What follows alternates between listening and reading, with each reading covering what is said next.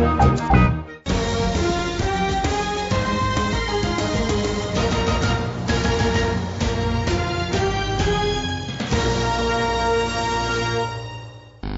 जनटी में स्वागत है आपका। मैं हूं योगेंद्र। आप देख रहे हैं एक मुलाकात। एक मुलाकात में हमारे साथ हैं राजीव गांधी खेल रत्न से सम्मानित देवेंद्र झाझड़िया जी। झाझड़िया साहब, आपका जनटी में बहुत बहुत स्वागत। धन्यवाद। सबसे बड़ी तो आपको एक शुभकामना और बधाई दूंगा कि आपकी कैटेगरी में पैरा जो कैटेगरी है उसमें पहला खेल रत्न आपको मिला है। और मुझे जहां तक ध्यान है कि आपने पहल भी की थी कि हमें खेल रत्न और उसमें अलग अलग कैटेगरी क्यों कोर्ट तक भी जाने की आपने बात कही थी। तो एक बड़ी सफलता कह सकता हूं कि एक तो आपको अवार्ड मिला और दूसरे आपकी वो एक मानसिक जीत हुई है जिसको लेकर के आपने कहा था कि मेरे को नहीं तो आने वाली पीढ़ी में तो कम से कम एक सिलसिला शुरू हो। बिल्कुल, सबसे बड़ी बात ये थी कि पैरा स्पोर्ट्स में आज तक ये अवार्ड नहीं मिला था किसी को। तो कहीं न कहीं हमारे खिलाड़ियों में सिर्फ देवेंद्र की बात नहीं थी, सभी खिलाड़ियों में कहीं न कहीं एक ये भावना रहती थी कि पैरा स्पोर्ट्स में भी ये अवार्ड मिलना चाहिए।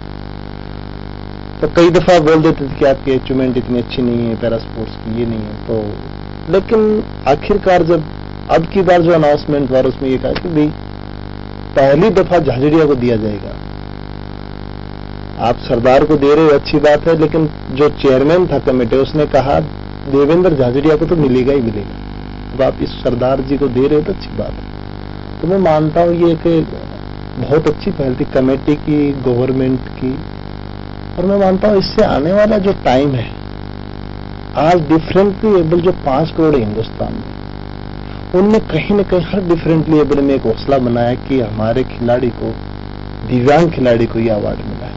तो ये अवार्ड है, ये मैं मानता हूं मोटिवेशन अवार्ड है एक प्रकार से, जिसकी आवश्यकता भी थी। और एक भावी जो पीढ़ी आने वाली है या जिन लोगों को डिफरेंट कैटेगरी में है उनको ये चैंपियनशिप में भी काफी विलंब रहा कि वर्ल्ड चैंपियनशिप या ओलंपिक में जो जगह बनाई आप लोगों ने वो भी पहले नहीं हुआ करती थी। हाँ बिल्कुल, पहले 2004 में जो मैंने गोल्ड मेडल लिया था उससे पहले गवर्नमेंट इसको कोई बेनिफिट नहीं देती थी। लेकिन जो ही मैंने वर्ल्ड रिकॉर्ड के साथ गोल्ड मेडल जीता था और भारत में नाम वर्ल्ड रिकॉर्ड हुआ, तो जब मैं वापस इंडिया में आया था, हमारे उस टाइम में सुनील दत्त जी थी खेल मंत्री, उन्होंने कहा जब एबल बॉडी से अच्छी परफॉर्मेंस इन्होंने दी है तो इनके साथ भेदभाव क्यों। तुरंत उन्होंने उस टाइम में पैरालंपिक कमेटी ऑफ इंडिया को रिकॉग्नाइज किया था कि भाई इनकी परफॉर्मेंस इतनी अच्छी इस बच्चे की, तो इसको क्यों नहीं दिया चाहिए, उतना ही इनको मिलना चाहिए। वो एक शुरुआत थी वहां से। जो अभी दूसरी एक बात और मैं जानना चाहूंगा कि अभी भी ऐसा लगता है कि दिव्यांग और जो एबल कैटेगरी के स्पोर्ट्स मैन है उनमें कहीं अभी तो कोई भेदभाव नहीं है इस तरह का कि ये डिसेबल जो कैटेगरी में है स्पोर्ट्स में कहीं मानसिकता बदली है कि नहीं बदली है? नहीं, मैं ये बहुत अच्छा क्वेश्चन किया आपने। मानसिकता की बात कहूं तो 22 साल पहले मैंने जेवलिन उठाई थी स्कूल ग्राउंड में। तो वहां मुझे लोग देखा कि जेवलिन फेंक रहा था, मेरे से कितने प्रकार के क्वेश्चन हुए आज मैं जानता हूं। क्यों फेंक रहे हो इसको, आपका क्या काम है यहाँ ग्राउंड में, आप पढ़ाई क्यों करो ना, आपकी लाइफ बर्बाद हो जाएगी इसमें, दिव्यांग क्या कोई खेलता है। लेकिन मैं मानता हूं 22 साल में ये बदला हुआ है कि आज एक डिफरेंटली एबल जाएगा ग्राउंड के अंदर तो उसको कोई ये नहीं कहेगा कि आप क्यों खराब हो रहे। तो ये मेरी जीत ये है सबसे बड़ी। अब तो सोच में अंदर आ रहा है, बहुत बड़ा अंतर है, बहुत बड़ा अंतर जी। इस सोच का फायदा कुछ मिल रहा है दिव्यांगों को, आगे आ रहे हों। पहले क्या होता था कि ये जैसे आप कह रहे हैं, एक्चुअली ये बात है घर से ही शुरू होती थी। ये बात है कि ये विकलांग है, अब ये कोई खेल लेने में तो स्पोर्ट्स में क्या अपने पढ़ाई करो भाई, जो किस्मत में होगा जो देखा जाएगा। नौकरियों में आरक्षण शुरू हुआ, तो अब सोच भी बदल रही है कि चलिए ग्राउंड में जगह मिल रही है तो एक समाज में सोच बदल रही है। सोच के साथ साथ जो स्पोर्ट्समैन है क्या आप लोगों से मिलते हैं वो कि कोई दिव्यांग है कि हमें भी आगे बढ़ना चाहिए, हम किस तरह का खेल खेल सकते हैं, इस तरह के कुछ होते हैं? बिल्कुल, मैं मान सकता हूं इसमें सबसे बड़ा बदलाव यही है कि आज पैरा स्पोर्ट्स का इतना बड़ा मूवमेंट आया है रियो के बाद में, खास करके हर कोई आज देखा जाए या फेमस स्टेडियम देखने या विद्याधर नगर स्टेडियम देखने या और कोई स्टेडियम देखने, वहां हर स्टेडियम में दिव्यांग खिलाड़ी जा रहे हैं। ये बहुत बड़ा बदलाव है। बात रही समानता की, तो मैं मानता हूं कि आज भी हिंदुस्तान में भारत सरकार इन्हें कोई तकलीफ नहीं दे रही है, इन्हें पूरी फैसिलिटी दे रही है और राजस्थान सरकार भी पैरा स्पोर्ट्स को बराबर मानती है, लेकिन कहीं ना कहीं इंफ्रास्ट्रक्चर है उनमें हमें आज भी प्रॉब्लम है। जैसे स्टेडियम पैरा स्पोर्ट्स के अकॉर्डिंग बनने चाहिए, आपके टॉयलेट्स बड़े होने चाहिए, क्योंकि व्हीलचेयर वाले ब्लाइंड हैं उनकी थोड़ी सी तकलीफ होती है, तो वो उस स्टेडियम तक पहुंचे। हर डिस्ट्रिक्ट हेडक्वार्टर पर हमारा ऐसा स्टेडियम बनना चाहिए। तो इसमें हमें काम करने की बहुत ज्यादा जरूरत है। मूवमेंट तो बहुत बड़ा आ रहा है, लेकिन एक डिस्ट्रिक्ट हेडक्वार्टर पर एक व्हीलचेयर वाला जा रहा है और ग्राउंड में नहीं पहुंच पा रहा है, वो भी एक बहुत बड़ी प्रॉब्लम है। तो उसकी तरफ भी हमें देखना होगा कि एक व्हीलचेयर के लिए ग्राउंड में वो पहुंच सके, ट्रेनिंग कर सके, उसके अकॉर्डिंग इक्विपमेंट भी हो। दूसरी बात, उनको अलग टॉयलेट की जरूरत पड़ती है, तो हर कम से कम डिस्ट्रिक्ट हेडक्वार्टर पर हमें लेके चलना चाहिए। लेकिन सरकार भी इसमें क्या कर सकती है? तो मेरे ख्याल में जो स्पोर्ट्स ऑफिसर होता है या सेक्रेटरी होता है, तो ये भी सब कर सकते हैं। मेरे ख्याल में वो सोच ही डेवलप नहीं हो पा रही अभी तक भी अधिकारियों की।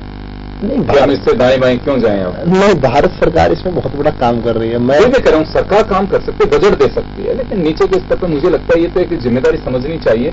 जिन लोगों का काम ही यही है कि स्पोर्ट्स को आप प्रमोट करिए, स्पोर्ट्समैन जो है उनको आप संरक्षण दीजिए, उन्हें एक नई तकनीक से रूबरू करवाइए, उनका काम ही यही है। इनोवेशन करिए और खेल को आगे बढ़ाइए। मैं आपको बताऊं, स्पोर्ट्स एक बहुत बड़ा बदलाव भी है, और हर टाइम में स्पोर्ट्स में बहुत बड़ा बदलाव होता रहता है। 2004 की जो मेरी ट्रेनिंग थी और 2016 की ट्रेनिंग थी, बिल्कुल डिफरेंट था। ओलंपिक वर्ल्ड रिकॉर्ड के साथ लिया, लेकिन आज भी वर्ल्ड रिकॉर्ड के साथ, क्योंकि आपके इक्विपमेंट चेंज हो जाते हैं, आपका ग्राउंड चेंज हो जाता है, सुविधाएं बढ़ गई बहुत ज्यादा।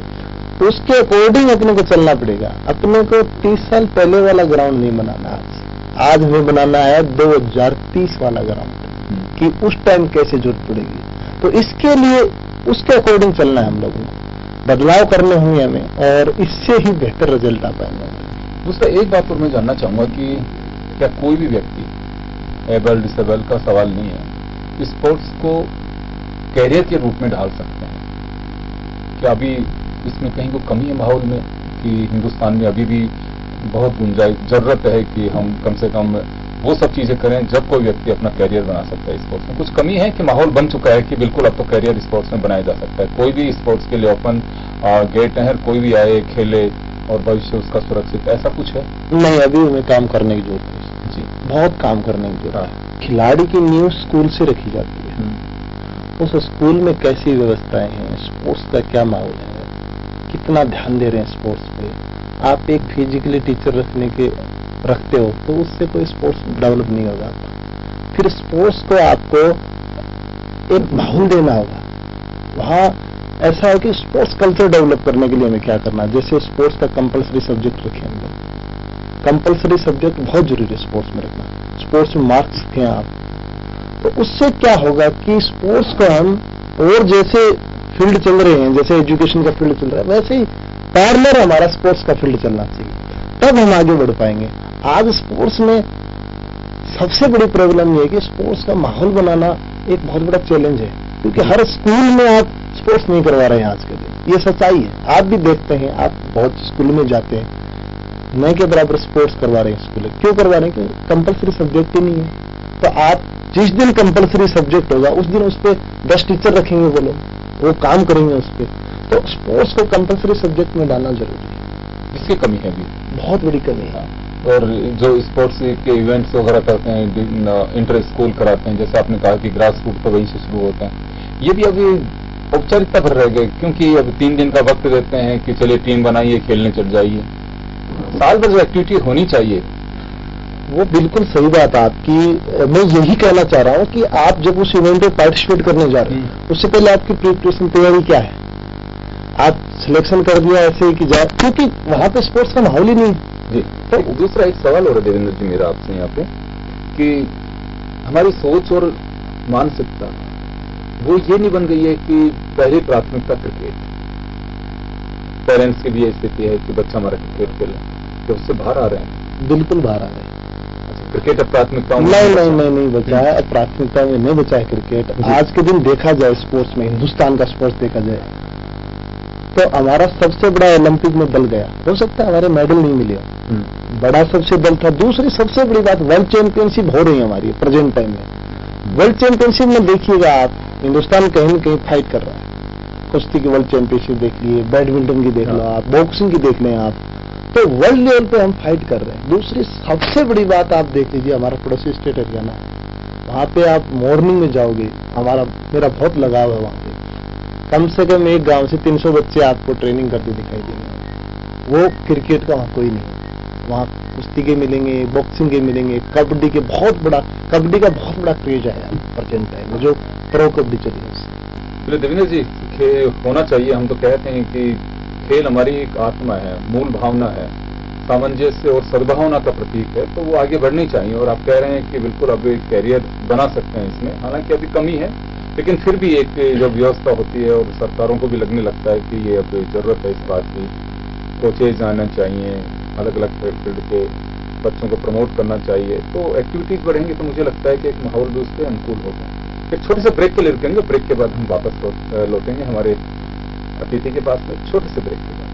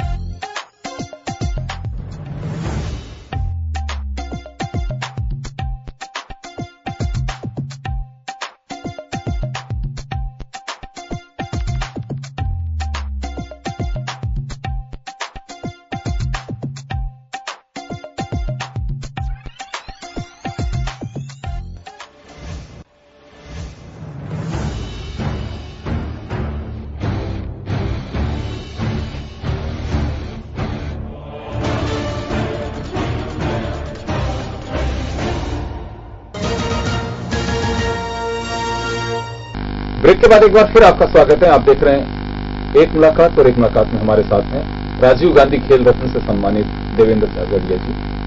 देवेंद्र जी, स्पोर्ट्स को हम कैरियर में डाल सकते हैं कि नहीं डाल सकते हैं, ये एक बड़ा सवाल था। आपने कहा कि डाल सकते हैं, लेकिन अभी ऐसा माहौल बना नहीं, उसकी गुंजाइश है, और अभी जरूरत है कि हम और आगे काम कर सकें। चलिए, बहुत अच्छी बात है। एक मेरा सवाल ये है कि अक्सर ये आरोप लगते हैं कि खेल राजनीति से प्रभावित होता है, एसोसिएशन जो है उनमें पॉलिटिक्स चलती है, और मूल जो खिलाड़ी होता है वो पदाधिकारी नहीं होता है। इसमें मैं बताऊं आपको कि आपको तालमेल बिठाना पड़ेगा, क्योंकि ग्रास रूट की जो बातें वो खिलाड़ी समझ सकता है। मेरा मानना है ज्यादा से ज्यादा जैसे पूर्व खिलाड़ी हैं उनको आप लें, कमेटी बनाए, सिलेक्शन कमेटी बनाए, जो भी कमेटी बनती है उसमें उनको डालें। उनके पास इतना लंबा अनुभव रहा है तो उन्हें यूज करें। और खास करके जो एसोसिएशन की बात है, हिंदुस्तान में आज भी एसोसिएशन में सुधार की बहुत ज्यादा जरूरत है। आप देखिए ये बॉक्सिंग एसोसिएशन हमारी 2012 में हिंदुस्तान की बॉक्सिंग बहुत अच्छी टीम थी, हमारे बहुत खिलाड़ी।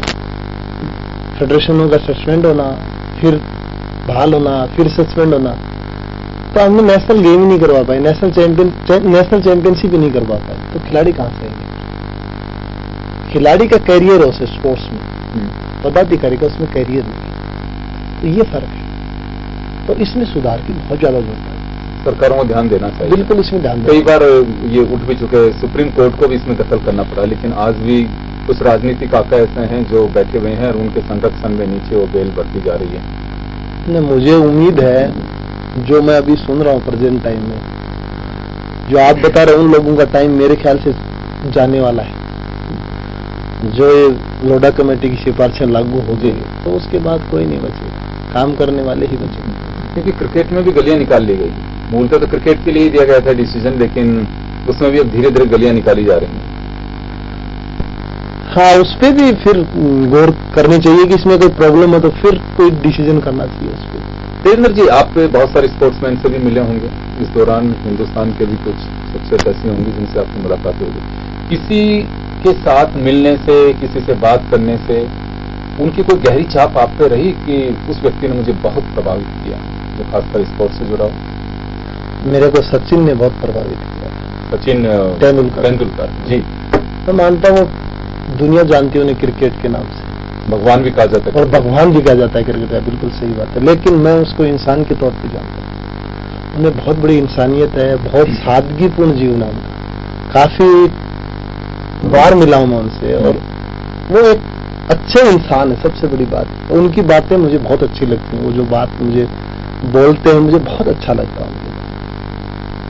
2-4 बार मुलाकात हुई उनसे आपको? हाँ, मेरी 4-5 दफा मुलाकात हुई है। एक ऑस्ट्रेलियन प्रधानमंत्री के साथ हमारा कोई MOU था इंडिया ऑस्ट्रेलिया का स्पोर्ट्स का, उसमें हुई। फिर एक म्यूजियम का हमने उद्घाटन किया था, उसमें मैंने मेरी सैंडो दी थी और सचिन ने बैट दिया था अपना, जो कोलकाता में मनाया गया था। एक शानदार, हिंदुस्तान का सबसे बड़ा म्यूजियम है स्पोर्ट्स का, और ओलंपिक जीतने के बाद भी हमारा ऑनर किया था। एक मैं छोटा सा ब्रीफिंग और चाहूंगा कि गांव के देवेंद्र से लेकर के ओलंपियन तक, वर्ल्ड रिकॉर्ड वाले देवेंद्र तक का जो सफर रहा, बहुत शॉर्ट में क्या मोड़ आए, कहां उतार चढ़ाव आए, किन कठिनाइयों का सामना हुआ। क्योंकि ये मेरा सवाल इस वजह से है कि जो लोग आपको सुन रहे हैं, बहुत सारे स्पोर्ट्समैन होंगे, कई बच्चे ऐसे भी बैठे देख रहे होंगे कि आपकी कैटेगरी में हो सकता है, तो कम से कम वो देख सके अगर अच्छा देवेंद्र इस गांव से वहां तक पहुंचा तो मैं क्यों नहीं पहुंच सकता। तो मैं ये एक सफर चाहता हूं, उतार चढ़ाव जीवन में सबके आते हैं, यहाँ भी आए होंगे, तो तमाम परिस्थितियों का भी उल्लेख चाहता हूँ। 8 साल की उम्र में जब करंट लग गया था और जब वापस गांव में गया था, तो सुविधाओं का दबाव था ही था, साथ में ये एक बहुत बड़ी समस्या हुई थी कि लाइफ में अब क्या किया जाए। तो छोटे से तौर पे देखा जाए तो 8 साल की उम्र में सब कुछ खो दिया, फिर संघर्ष किया एक पार्ट में, फिर सक्सेस हुआ, और उसके बाद कई लोग अभी सेलिब्रिटी के तौर पे भी जानते हैं। तो मेरा जो 35-36 साल का पीरियड, ये बहुत 4 भागों में मैं बांटता हूँ। सब कुछ खोना, संघर्ष करना और सब कुछ पाना, उसके बाद एक सेलिब्रिटी की जीवन जीना। तो मैं मानता हूँ जिंदगी में बड़ा जो संघर्ष था मेरे लाइफ में, एक तो गांव से स्कूल बहुत दूर थी, 5 किलोमीटर पैदल जाना, 5 किलोमीटर आना, सरकारी स्कूल में पढ़ता था मैं, और उसके बाद स्पोर्ट्स भी करना। कुछ ऐसा था कि स्पोर्ट्स करना ही जरूरी है, कई बार तो ऐसे सोचते कि स्पोर्ट्स जरूरी है। फिर उस टाइम में लोग बात कहते थे क्यों खराब हो रहे हो, जो भी नेगेटिव लोग भी बोलते थे, लेकिन एक आवाज कोई पॉजिटिव भी आती थी। तो मैं मानता हूं कि जिंदगी में भी संघर्ष किया जाए तो मुश्किल तो कुछ भी नहीं। उसके बाद काफी स्कूल कॉलेज मैंने चेंज किए मेरी लाइफ में, 3 साल से ज्यादा कहीं नहीं रुका, जहां फैसिलिटी मिली वहीं निकल गया। एक टाइम ऐसा था खुद हाथ से खाना बनाता था और ट्रेनिंग करता था। मैं मानता हूं जिस टाइम में भी ये सोचता था कि मुझे संघर्ष करना है, मेहनत करनी है, सफलता जरूर मिलेगी, और मैं कभी विचलित नहीं हुआ मेरी लाइफ। जी देवेंद्र जी, किसी ने मोटिवेट किया आपको कि नहीं देवेंद्र खड़े हो, तुम्हें तो ये आगे बढ़ना है, ये खेल इसको चुनिए? बिल्कुल, इसमें मैं मानता हूँ मेरी मदर का बहुत बड़ा रोल रहा है, क्योंकि जब 8 साल की उम्र में करंट लग गया और हाथ घुमा दिया था, यहाँ से जयपुर से गया वापिस, तो घर से बाहर ही नहीं निकला था। मदर ने घर से बाहर निकाला, बोला कि बच्चों के साथ आप खेलो। अब मैंने कहा मैं कैसे खेल सकता हूँ? तो उन्होंने कहा क्यों नहीं खेल सकते आप, पहले तो वैसे तो क्या दिक्कत है। लोगों ने ऐसा मुझे मोटिवेट किया कि मैं सोचा माँ कह रही है तो फिर तो मुझे बाहर जाना चाहिए। हो सकता है उस दिन वो बाहर नहीं निकालती, शायद हिंदुस्तान को एक चैंपियन नहीं मिल पाता। तो मेरी जिंदगी में बहुत बड़ा रोल रहा उनका। और सबसे बड़ी बात ये थी कि आज भी मुझे उनके कई बातें मुझे बहुत अच्छी लगती हैं। अभी बातें होती तब थोड़ा सा व्यस्त रहता हूँ, तो पहली दफा मैं जाता था कहीं तो मैं फोन नहीं करता था, मेरी आदत थी, और मदर ये कहती थी कि फोन करना वहां जाकर, तो वो अलग से मुझे 500 रुपए देते थे कि ये सिर्फ फोन के ही आपके खर्च करके आने हैं, आपको फोन करना। तो आज बहुत अच्छा लगता है, वो दिन याद करते हैं कि अलग से पैसे देना, कितने वो ध्यान रखती थी हम लोगों का, बड़ी बात है। परिवार में और भी कोई जो स्पोर्ट्स से जुड़ा हुआ है? नहीं, मैंने खुद ने ही शुरुआत की थी एक स्पोर्ट्स की। अभी तो और जनरेशन आ रही है तो वो तो खैर तैयारी कर रहे हैं स्पोर्ट्स। परिवार में कोई भाई बंधों में ऐसे कोई? हाँ, नहीं, मेरे ब्रदर ने भी स्पोर्ट्स किया है, कजन ने, और अभी मेरी भतीजी स्पोर्ट्स कर रही है, एथलेटिक्स लॉन्ग जंप अच्छी कर रही है प्रेजेंट टाइम में। और मैं उनसे बार बार टच में रहता हूँ, आप कैसे ट्रेनिंग कर रहे हो, क्या कर रहे हो, और मुझे होप है वो अच्छा करें। स्पोर्ट्स में खासकर अगर किसी को परेशानी का सामना करना होता है, आपने भी किया होगा, जिसका आपने जिक्र नहीं किया अभी, संघर्ष तो बताया आपने, जिक्र नहीं किया कि वो परेशानियों का सामना भी मुझे करना पड़ा, ऐसी कौन सी कॉमन प्रॉब्लम्स होती हैं जिसका फेस तो हर स्पोर्ट्समैन को करना पड़ रहा है और आपकी डिमांड भी होगी कि सरकार इन्हें तो कम से कम दूर करे, ऐसा क्या है? इक्विपमेंट। अच्छा, सबसे पहली चीज है कि मैं जब पहली बार स्टेट खेलने गया था तो मेरे पास जूते ही नहीं थे स्पाइक्स फेंकने के लिए। फिर मैं कॉलेज लेवल पे नेशनल खेलने गया तो मुझे पता चला कि जेवलिन ही नहीं है मेरे पास उस लेवल पे। जो मैं ट्रेनिंग करता था वो मुझे जेवलिन ही नहीं मिली वहां पे। तो मैंने पता किया भी ये जेवलिन कितने पैसे की आती है। उस टाइम में 99 की बात है, जो बोला ये जेवलिन आती है 40,000 रुपए की। तो किसान का बेटा स्कूल कॉलेज में पढ़ने वाला 40,000 रुपए तो नहीं ला सकता। मैंने कहा ये तो बहुत बड़ी समस्या है। फिर एक NRI ने मेरी मदद की उसमें, तो उन्होंने मुझे जेवलिन दी और मैंने उनसे एक वादा किया था कि जिंदगी में इस जेवलिन से मैं अच्छा करूँ, ये आपको मैं बताना चाहता हूँ। तो उन्होंने मुझे पूछे कि आपके पास जूते भी हैं क्या? मैं कहा जूते तो मेरे पास में कोई प्रॉब्लम नहीं, मुझे तो जेवलिन की प्रॉब्लम है, जूतों से मैं काम चला लूंगा। अभी वो मुझे मिलते हैं कई दफा तो कहते हैं कि आपकी नीयत बहुत अच्छी थी, मैंने सोचा बच्चा पता नहीं क्या क्या देना पड़ेगा इसको, पूछे आपने सिर्फ जेवलिन मांगा तो मैंने सोचा कि मेहनती बच्चा है। तो ये जो इक्विपमेंट है, बेसिक चीजें हैं, ये होना जरूरी है। सरकारों का ध्यान नहीं है सर? हाँ, उस लेवल का ध्यान नहीं है जी। तो बजट में तो अनाउंसमेंट यही कहा जाता है और किया जाता है, और जब राजनीतिक दल हैं अपने मैनिफेस्टो जारी करते हैं तो भी कहते हैं कि हम खेल को बढ़ावा देने के लिए ये करेंगे, कॉलम भी होता है उस और कोई मतलब अभी ध्यान दिया जा रहा है? खेलों में एक प्रकार से जागरूकता है और मैं मानता हूँ वो तो स्पोर्ट्समैन की जागरूकता, सरकार की जागरूकता। सरकार ने इसके लिए कुछ ये किया है कि मैं ज्यादा से ज्यादा कह सकता हूँ कि जो राजस्थान सरकार है, इन्होंने तो स्पोर्ट्स पे अभी एक नई पॉलिसी बनाई है जो जॉब वाली, आपको ही पता होगा शायद सरकार ने। तो मैं मानता हूँ प्राथमिकता ये होना चाहिए कि एक बच्चे को कम से कम अच्छा खेलता है उसको जॉब तो मिले। स्टेट गवर्नमेंट बिल्कुल मिलना चाहिए, सेंट्रल गवर्नमेंट भी कर रही है। अभी हमारे खेल मंत्री जी ने टॉप्स स्कीम अभी लागू कर दी है, टारगेट ओलंपिक पोडियम स्कीम। 152 खिलाड़ियों को लिया गया है जिसमें कि जो हिंदुस्तान के अलग अलग स्पोर्ट्स में जो टॉप है उनको 152 खिलाड़ियों को वो सुविधाएं देना चाहते हैं, जो खिलाड़ी चाहेगा वही मिलेगा। अभी कोई राज्य ऐसा है जिसके अंदर बिल्कुल दिल भर के, यानी कि कहा जाए कि सरकार ने दोनों हाथ खोल के स्पोर्ट्समैन को आगे बढ़ाने के लिए खर्चा कर रही हो या उन पर ध्यान दे रही हो? बिल्कुल हरियाणा स्टेट है। मैं मानता हूँ हरियाणा स्टेट में तो ऐसा है कि यदि 8 साल का बच्चा है या 10 साल का बच्चा है, उनकी एक अलग स्कीम है कि वो बच्चा अच्छी परफॉर्मेंस देगा तो उसको महीने के 3,000 या 4,000 रुपए उसके अकाउंट में आते हैं खाते हैं, ट्रेनिंग की सिर्फ। वो बच्चा मेडल की बात नहीं, वो सिर्फ ट्रायल लेते हैं उनकी, और 3 से 5,000 बच्चे ऐसे सालाना चुने जाते हैं कि इन बच्चों को हम आगे प्रमोट करेंगे। वो अच्छी स्कीम है। फिर प्राइज मनी है, फिर जॉब्स है वहां पे। हरियाणा अपने आप में अलग है, हमें करना चाहिए वो। यदि हरियाणा की पॉलिसी हम फॉलो कर लें तो हरियाणा और राजस्थान में कोई फर्क थोड़ी, बॉडी स्ट्रक्चर सेम है, क्लाइमेट सेम है, तो मैं मानता हूँ हरियाणा की पॉलिसी यहाँ पे लागू हो जाए तो हमारे खिलाड़ी भी और अच्छे निकले। कई मुल्कों में भी आपको जाने का अवसर मिला, वहां के माहौल में और यहाँ के माहौल में कितना अंतर देखते हैं? बहुत अंतर है। मैं खास करके यूरोप में काफी रहा हूँ। वहां पे 60 वर्ष का व्यक्ति है, वो भी स्पोर्ट्स करता है कि मुझे स्पोर्ट्स तो करना ही लाइफ में।